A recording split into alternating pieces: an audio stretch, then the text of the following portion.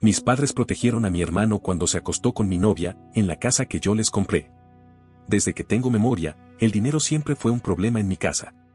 No crecí rodeado de lujos ni de comodidades, y durante muchos años aprendí a no pedir demasiado porque sabía que simplemente no había de dónde sacar. Mis padres, Marta y Jorge, hacían lo que podían, pero casi siempre era apenas suficiente. Aún así, nunca les guardé rencor por eso. Entendí con el tiempo que hicieron lo mejor que supieron con lo que tenían. Tal vez por eso me obsesioné con salir adelante. Trabajé más de lo que debía, me privé de muchas cosas y me enfoqué en construir algo propio. No vengo de una familia con dinero, así que cada logro que tuve fue a fuerza de constancia y cansancio acumulado. A los 31 años estaba soltero, con un trabajo estable y, por primera vez, con la sensación de que no vivía al día. Cuando mis padres volvieron a tener problemas para pagar el alquiler del apartamento donde vivían, sentí que era momento de devolverles algo. No porque me lo exigieran ni porque me culparan, sino porque podía hacerlo. Sabía lo que era vivir con la angustia constante de no saber si el próximo mes se podría pagar el arriendo, y no quería que ellos siguieran cargando con eso. Así que tomé una decisión grande. Compré una casa modesta, de 3 habitaciones, nada ostentoso, pero sólida. La pagué completamente en efectivo, usando prácticamente todos mis ahorros. No había hipoteca, no había cuotas mensuales. Solo una casa donde pudieran vivir tranquilos, sin el peso del alquiler sobre los hombros. La dejé a mi nombre por temas fiscales, algo que les expliqué con total claridad desde el principio. No era desconfianza, era una cuestión práctica.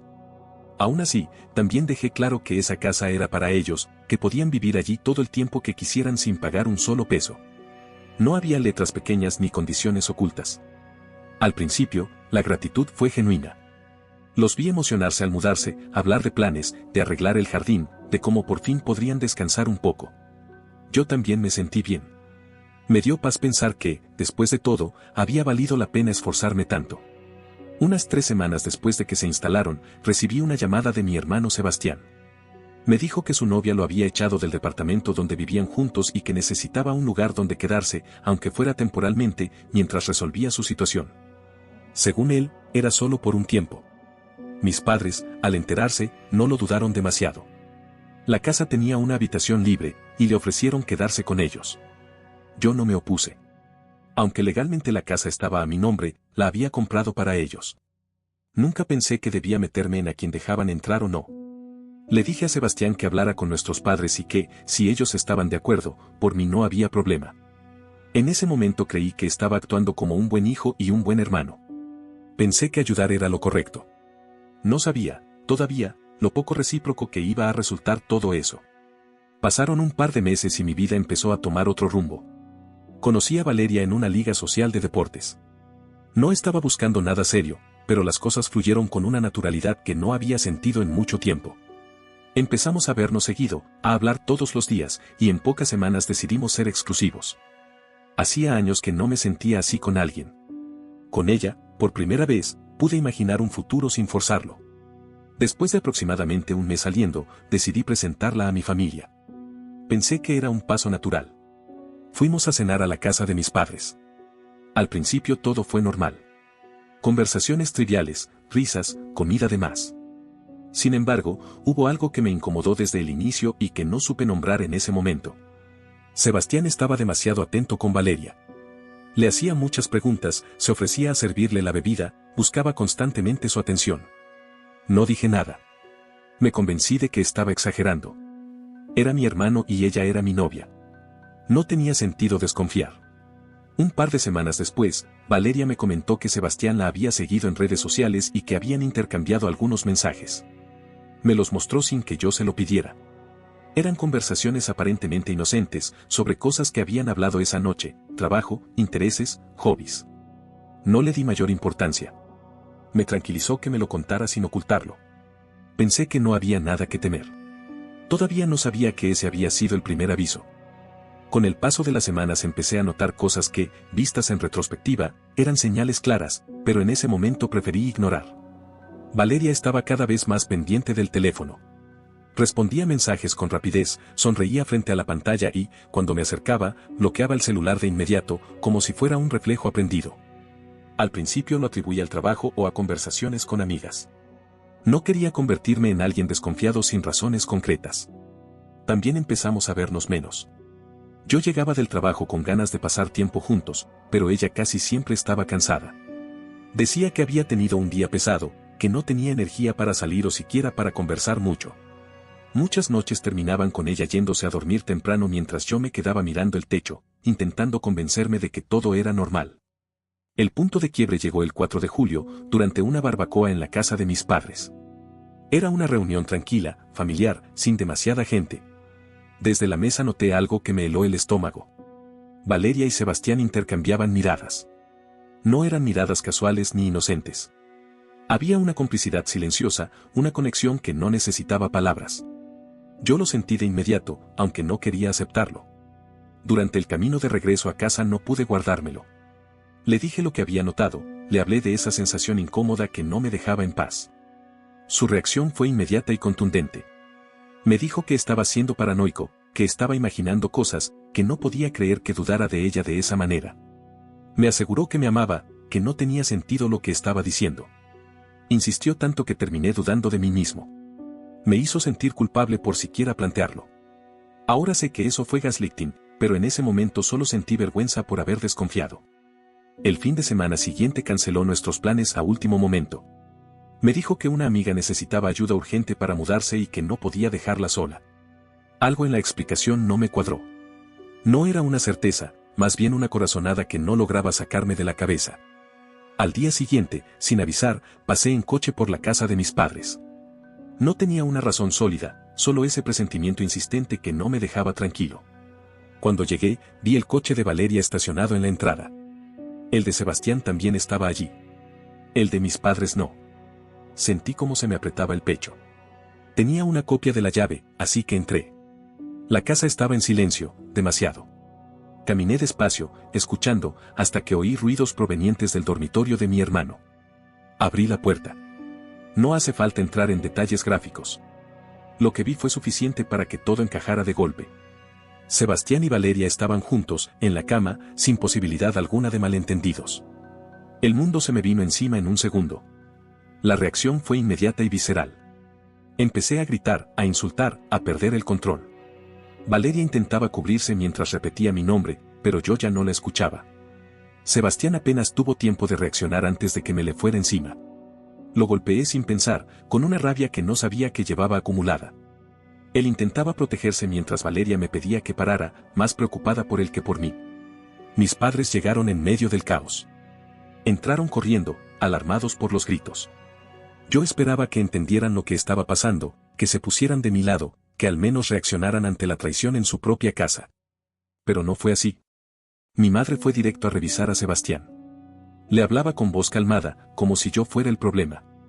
Me puso una mano en el hombro y me dijo que debía tranquilizarme, que todos estábamos dejando que las emociones nos superaran y que así no se podía pensar con claridad. No podía creerlo. Acababa de encontrar a mi hermano con mi novia, en la casa que yo había comprado, y me pedían que me calmara. Dije lo que tenía que decir, solté todo lo que llevaba dentro, pero no sirvió de nada. Sentí que estaba solo en esa habitación. Antes de hacer algo peor, me fui. Salí de la casa temblando de rabia, con la cabeza a punto de estallar. Esa noche Valeria me llamó varias veces. No contesté. Al día siguiente nos vimos solo para terminar oficialmente. Le pedí que recogiera sus cosas y se fuera de mi vida. Intentó justificarse, hablar del destino, de errores, de sentimientos confusos. No escuché nada. Lo único claro para mí era que algo se había roto para siempre. Siguieron unos días extraños, como si todo ocurriera en piloto automático. No hablé con nadie de mi familia. No tenía la cabeza en condiciones para hacerlo. Apenas dormía, comía lo justo y pasaba las horas entre el trabajo y el silencio de mi apartamento. No estaba pensando en la casa, ni en el dinero, ni en decisiones futuras. Solo estaba enojado, con ellos y conmigo mismo por no haber visto venir nada. La primera llamada fue de mi madre. Me dijo que no debería seguir molesto, que las cosas se habían salido de control y que todos habíamos dicho cosas de más. Empezó a justificar a Sebastián, a decir que la situación había sido complicada para él, que venía de una ruptura y estaba vulnerable. La corté antes de que terminara la frase. No podía escuchar eso. Un par de días después, Sebastián me escribió. Me preguntó si ya estábamos bien y, como si fuera poco, si podía tener mi bendición para salir oficialmente con Valeria. Le respondí que si quería mi bendición podía venir a mi casa a buscarla. No aceptó la invitación. No hizo falta explicarle por qué. 2 semanas más tarde, mis padres aparecieron en mi apartamento sin avisar. Se sentaron en el sofá como si nada hubiera pasado. Me dijeron que Sebastián y Valeria se habían mudado de forma permanente a la casa. Mi madre habló con un tono casi conciliador, diciendo que entendía que fuera incómodo, pero que yo debía comprender que mi relación con Valeria había sido corta y que, en cambio, ellos estaban enamorados. Algo se acomodó en mi cabeza en ese instante. No fue rabia, fue claridad. Les recordé que no se habían mudado a su casa, sino a la mía. Que la propiedad seguía a nombre de la persona a la que habían traicionado hacía poco. Les dije, sin levantar la voz, que no estaba de humor para seguir compartiendo nada con personas que defendían una traición tan clara. Mi padre intentó minimizarlo todo. Dijo que la casa había sido un regalo y que ahora era de ellos, que podían vivir allí y decidir quién se quedaba. No discutí. Solo les pedí que se fueran. Al día siguiente contacté a una agente inmobiliaria y le expliqué que quería vender la casa. Fue directa. Me dijo que no habría problema, que la propiedad estaba en buen estado y que podía moverse rápido si el precio era el adecuado. Le entregué la copia de la llave y le pedí que la mostrara cuando mis padres no estuvieran. Mientras tanto, recibí un mensaje grupal de mis padres y de Sebastián. Me informaban que habían decidido que Sebastián y Valeria se quedarían con el dormitorio principal, para que yo no me sorprendiera si algún día los visitaba. No respondí. Días después, mi madre volvió a llamarme para pedirme dinero. Quería remodelar la cocina, cambiar las encimeras y los muebles. Me reí y colgué. En pocas semanas hubo varias ofertas por la casa.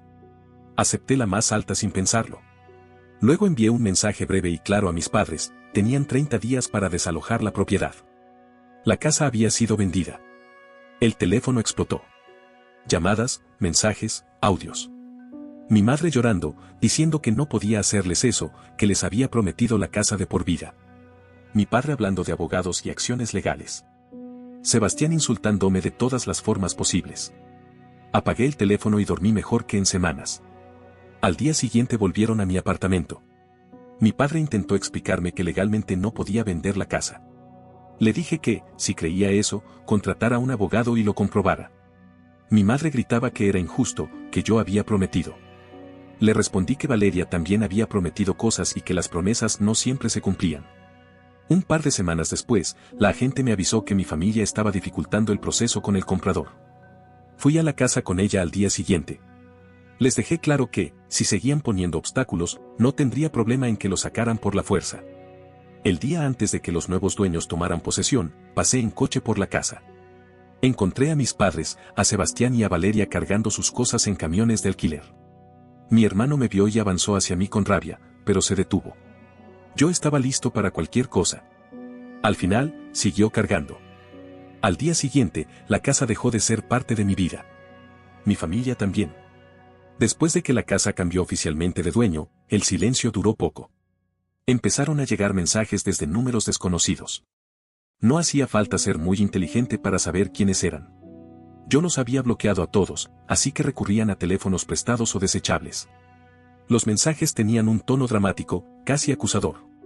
Me decían en qué motel estaban, que el lugar estaba lleno de cucarachas, que Sebastián dormía en el suelo, que mi madre lloraba todas las noches. Me preguntaban si eso era lo que yo quería. La respuesta era sencilla. Sí.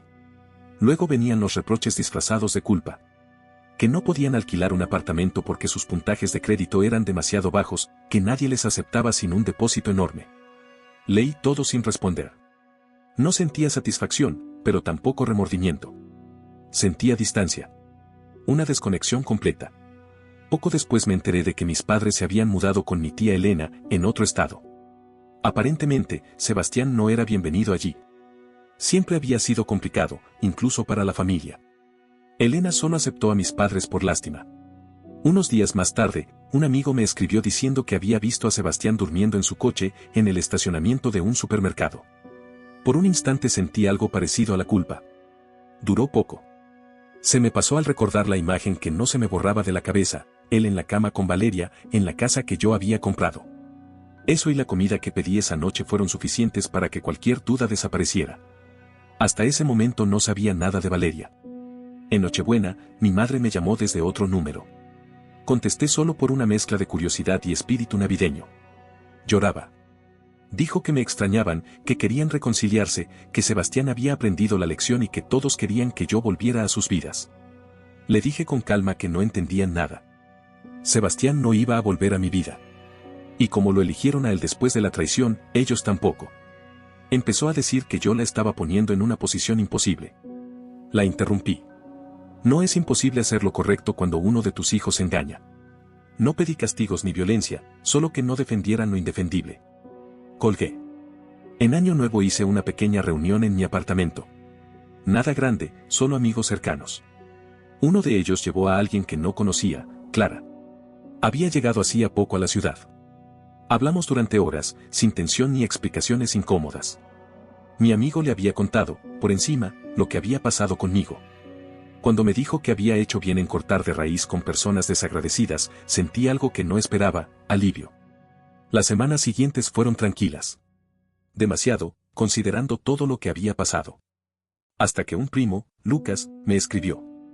Me dijo que había exagerado, que no se podía destruir una familia por una chica.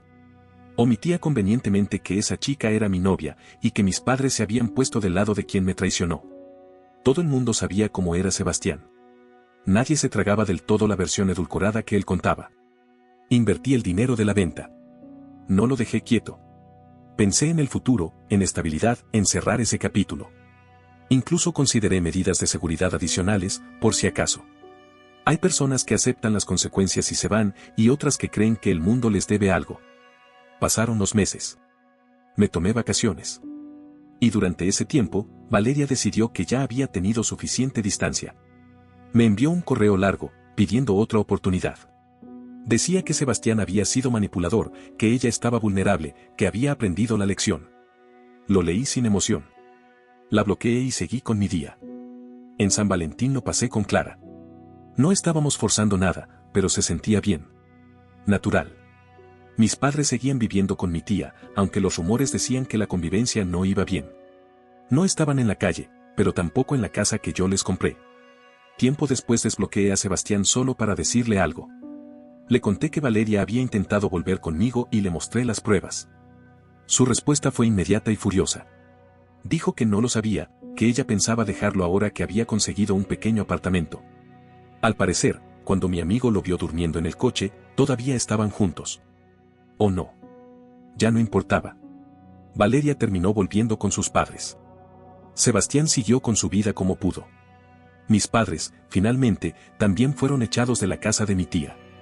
Mi padre consiguió trabajo y lo perdió poco después por robar. Mi madre terminó en un refugio para mujeres. Él en uno para hombres. No los rescaté. No volví atrás. Hice algo bueno por ellos y eligieron traicionarme. No pienso cargar con eso. Hoy duermo tranquilo. Cerré esa puerta. Y esta vez, no pienso volver a abrirla. No olvides dejar tu opinión en los comentarios, dejar tu like y compartir este video.